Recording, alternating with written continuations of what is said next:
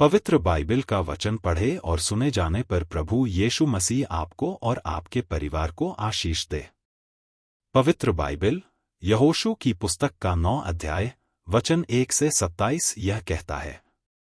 वचन 1 यह सुनकर हित्ती, एमोरी, कनानी, परिज्जी, हिव्वी और यबूसी जितने राजा यरदन के इस पार पहाड़ी देश में और नीचे के देश में और लबानोन के सामने के महांगर के तट पर रहते थे। वचन 2 वे एक मन होकर यहोशू और इस्राएलियों से लड़ने को इकट्ठे हुए। वचन 3 जब गिबोन के निवासियों ने सुना कि यहोशू ने यरीहो और ऐसे क्या क्या किया है। वचन 4 तब उन्होंने छल किया और राजदूतों का भेष बनाकर अपने गधों पर पुराने बोरे और पुराने फटे और जोड़े हुए मदिरा के कुप्पे लादकर। वचन 5 अपने पांवों में पुरानी गांठी हुई जूतियां और तन पर पुराने वस्त्र पहने और अपने भोजन के लिए सूखी और फफूंदी लगी हुई रोटी ले ली।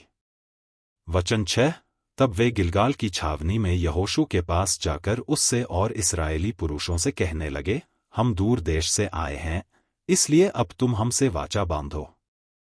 वचन 7 इस्राएली पुरुषों ने उन हिव्वियों से कहा, क्या जाने तुम हमारे मध्य में ही रहते हो, फिर हम तुमसे वाचा कैसे बांधे। वचन 8 उन्होंने यहोशू से कहा, हम तेरे दास हैं। तब यहोशू ने उनसे कहा, तुम कौन हो और कहां से आए हो।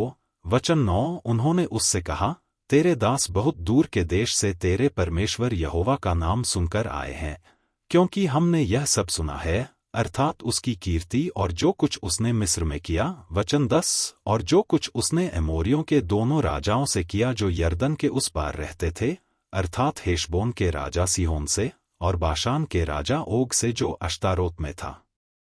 वचन 11 इसलिए हमारे यहाँ के वृद्ध लोगों ने और हमारे देश के सब निवासियों ने हमसे कहा कि मार्ग के लिए अपने साथ भोजन वस्तु लेकर उनसे मिलने को जाओ और उनसे कहना कि हम तुम्हारे दास हैं, इसलिए अब तुम हमसे वाचा बांधो। वचन 12 जिस दिन हम तुम्हारे पास चलने को निकले उस दिन तो हमने अपने अपने घर से यह रोटी गरम और ताज़ी ली थी, परंतु अब देखो यह सूख गई है और इसमें फफूंदी लग गई है। वचन 13 फिर ये जो मदिरा के कुप्पे हमने भर लिए थे तब तो नए थे, परंतु देखो अब ये फट गए हैं और हमारे ये वस्त्र और जूतियां बड़ी लंबी यात्रा के कारण पुरानी हो गई हैं। वचन 14 तब उन पुरुषों ने यहोवा से बिना सलाह लिए उनके भोजन में से कुछ ग्रहण किया। वचन 15 तब यहोशू ने उनसे मेल करके उनसे यह वाचा बांधी कि तुमको जीवित छोड़ेंगे, और मंडली के प्रधानों ने उनसे शपथ खाई। वचन 16 और उनके साथ वाचा बांधने के 3 दिन के बाद उनको यह समाचार मिला कि वे हमारे पड़ोस के रहने वाले लोग हैं और हमारे ही मध्य में बसे हैं। वचन 17 तब इस्राएली कूच करके तीसरे दिन उनके नगरों को जिनके नाम गिबोन, कपीरा, बेरोत और किर्यत्यारीम है पहुंच गए। वचन 18 और इस्राएलियों ने उनको न मारा, क्योंकि मंडली के प्रधानों ने उनके संग इस्राएल के परमेश्वर यहोवा की शपथ खाई थी। तब सारी मंडली के लोग प्रधानों के विरुद्ध कुड़कुड़ाने लगे। वचन 19 तब सब प्रधानों ने सारी मंडली से कहा, हमने उनसे इस्राएल के परमेश्वर यहोवा की शपथ खाई है, इसलिए अब उनको छू नहीं सकते।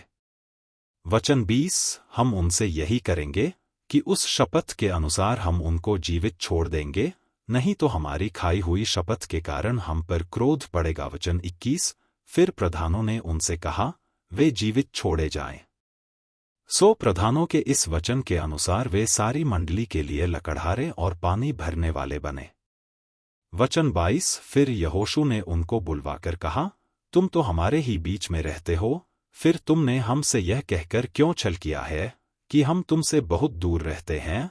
वचन 23 इसलिए अब तुम शापित हो और तुम में से ऐसा कोई न रहेगा जो दास अर्थात मेरे परमेश्वर के भवन के लिए लकड़हारा और पानी भरने वाला न हो। वचन 24 उन्होंने यहोशू को उत्तर दिया, तेरे दासों को यह निश्चय बतलाया गया था कि तेरे परमेश्वर यहोवा ने अपने दास मूसा को आज्ञा दी थी कि तुमको वह सारा देश दे और उसके सारे निवासियों तुम्हारे सामने से सर्वनाश करे, इसलिए हम लोगों को तुम्हारे कारण से अपने प्राणों के लाले पड़ गए, इसलिए हमने ऐसा काम किया। वचन 25 और अब हम तेरे वश में हैं, जैसा बर्ताव तुझे भला लगे और ठीक जान पड़े, वैसा ही व्यवहार हमारे साथ कर। वचन 26। तब उसने उनसे वैसा ही किया और उन्हें इस्राएलियों के हाथ से ऐसा बचाया कि वे उन्हें घात करने न पाए। वचन 27। परंतु यहोशू ने उसी दिन उनको मंडली के लिए और जो स्थान यहोवा चुन ले उसमें उसकी वेदी के लिए लकड़हारे और पानी भरने वाले नियुक्त कर दिया, जैसा आज तक है।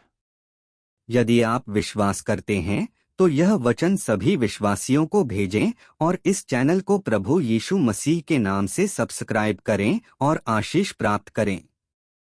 धन्यवाद।